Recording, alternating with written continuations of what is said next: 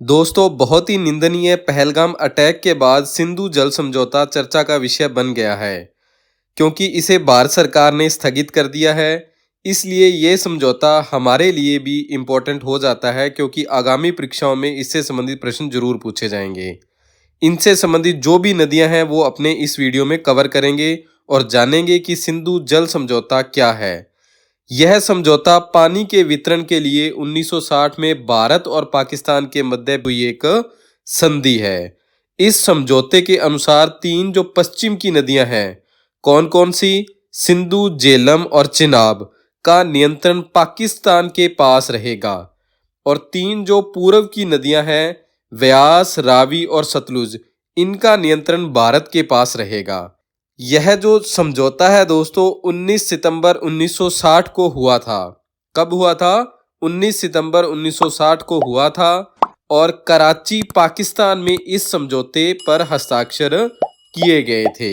भारत के तत्कालीन प्रधानमंत्री जवाहरलाल नेहरू और पाकिस्तान के राष्ट्रपति अयूब खान के मध्य यह समझौता हुआ था, यानी कि इन्होंने इस समझौते पर हस्ताक्षर किए थे। इस संधि पर पुनर्विचार के लिए दोस्तों विधानसभा में 2003 में भी प्रस्ताव पारित हुआ था।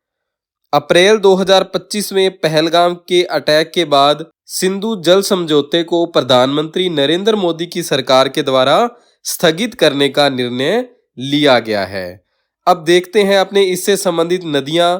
सबसे पहले है दोस्तों सिंधु नदी। यह नदी तीन देशों से होकर बहती है, चीन, भारत और पाकिस्तान से। चीन के तिब्बत स्थित मानसरोवर झील के निकट सिंधु नदी का उद्गम होता है। उत्तर पश्चिम दिशा में बहती हुई ये नदी भारत के लद्दाख के दामचोक से भारत में प्रवेश करती है।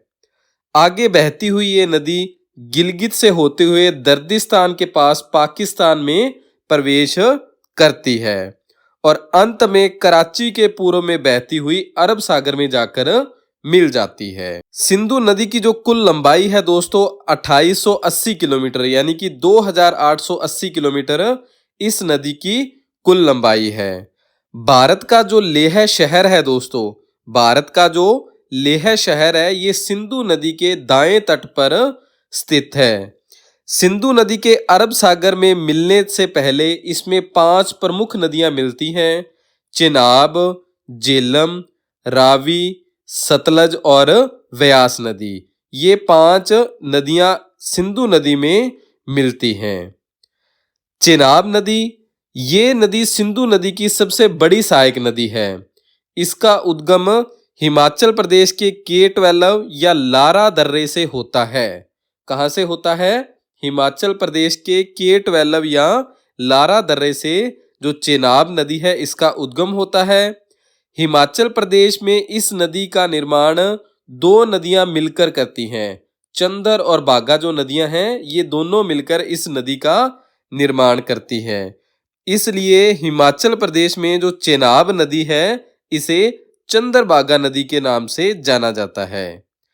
चेनाब नदी पाकिस्तान में जाकर सिंधु नदी में मिलती है।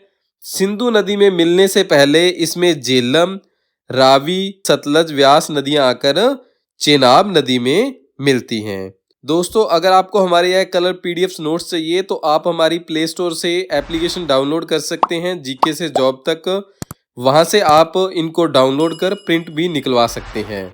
झेलम नदी का उद्गम दोस्तों कश्मीर घाटी के बेरी नाग से होता है। ये नदी 170 किलोमीटर भारत पाकिस्तान की सीमा बनाती है। जो झेलम नदी है वो 170 किलोमीटर तक भारत और पाकिस्तान की सीमा का निर्माण करती है। पाकिस्तान में जंग के निकट ये नदी चेनाब नदी में मिल जाती है। अगली नदी है रावी नदी। रावी नदी, यह नदी हिमाचल प्रदेश के रोहतांग दर्रे से निकलकर कश्मीर तथा पंजाब होते हुए पाकिस्तान के जंग के निकट चेनाब नदी में मिल जाती है। अगली नदी है दोस्तों अपनी सतलज नदी। सतलज नदी तिब्बत के राक्षस ताल से निकलती है और सिंधु नदी के समानांतर बहती हुई हिमाचल प्रदेश में प्रवेश करती है। आगे पंजाब होते हुए पाकिस्तान के बहावलपुर में चेनाब नदी में जाकर मिल जाती है। कहां पर मिलती है? बहावलपुर में जाकर चेनाब नदी में मिल जाती है। चेनाब में मिलने से पहले इस नदी से क्या है, व्यास नदी मिलती है। कौन सी नदी से? सतलज नदी से। व्यास नदी दोस्तों रोहतांग दर्रे से निकलती है।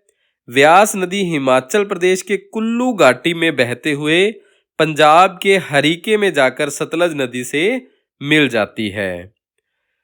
हरीके क्षेत्र में दोस्तों जो हमने व्यास और सतलज नदी के संगम की बात की, वहीं से देश की सबसे लंबी नहर इंदिरा गांधी नहर का उद्गम होता है, या इंदिरा गांधी नहर निकलती है, जिससे क्या है, राजस्थान को जलापूर्ति होती है। राजस्थान में इसकी कुल लंबाई 470 किलोमीटर है। इंदिरा गांधी की राजस्थान में कुल लंबाई 470 किलोमीटर है। इससे संबंधित बहुत ही शानदार वीडियो बनी हुई है। आप ऊपर आई बटन पर क्लिक करके या नीचे डिस्क्रिप्शन में मैंने इसका लिंक दे दिया है, इस वीडियो के बाद उसे आप देख सकते हैं। ध्यान रहे दोस्तों, पाकिस्तान के बहावलपुर में जब सतलज नदी चेनाब नदी से मिलती है, तब ये चेनाब में मिलकर पंचनद नदी का निर्माण करती है। मतलब सिंधु नदी में मिलने से पहले 45 किलोमीटर तक ये पांचों नदियां यहां एक होकर बहती हैं। कौन कौन सी? झेलम, चेनाब, रावी, व्यास और सतलज। इसीलिए इन्हें पंचनद नदी बोला जाता है। दोस्तों हमारे कलर्ड पीडीएफ नोट्स आप हमारी एप्लीकेशन से डाउनलोड कर सकते हैं। किसी भी समस्या समाधान के लिए आप हमें 8619845353 पर कॉल भी कर सकते हैं।